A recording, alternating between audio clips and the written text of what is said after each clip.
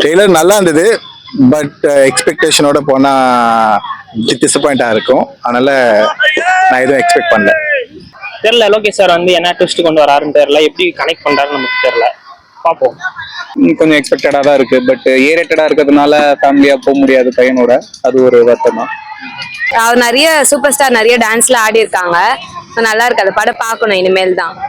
எண்ணும் இளமை தான் அவரு ஸ்டைல் எல்லாமே அவருக்கு நாங்க இன்னும் எதிர்பார்த்துட்டே இருக்கிறோம் அவருடைய.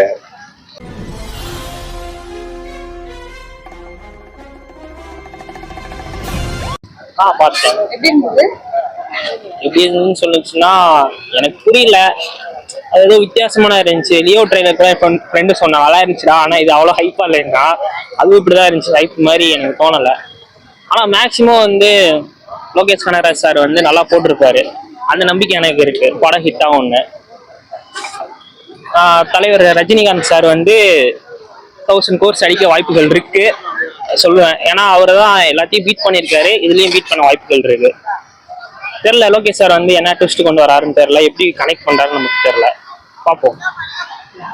கொஞ்சம் எக்ஸ்பெக்டடா தான் இருக்கு. பட் ஏரேட்டடா இருக்கிறதுனால ஃபேமிலியா போக முடியாது பையனோட. அது ஒரு வருத்தம் தான்.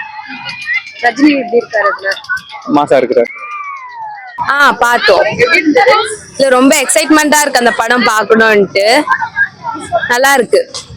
அவர் நிறைய சூப்பர் ஸ்டார் நிறைய டான்ஸ்ல ஆடி இருக்காங்க. நல்லா இருக்கு. அந்த படம் பார்க்கணும் இனிமேல் தான்.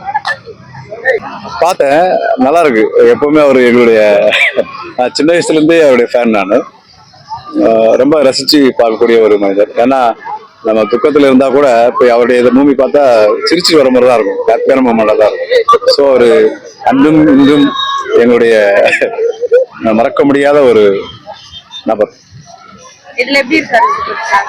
எண்ணும் இளமை தான் அவரு ஸ்டைல் எல்லாமே அவருக்கு நாங்க இன்னும் எதிர்பார்த்துட்டே இருக்கிறோம் அவருடைய ஸ்டைல. ஸ்கூலியா பார்த்தேன், ட்ரெய்லர் பார்த்தேன்.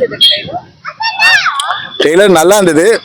பட் எக்ஸ்பெக்டேஷனோட போனா டிசப்பாயிண்டா இருக்கும். அதனால நான் எதுவும் எக்ஸ்பெக்ட் பண்ணல.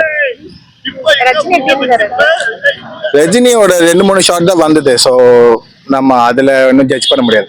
படம் பார்க்கலாம், பார்த்துட்டு சொல்லலாம்.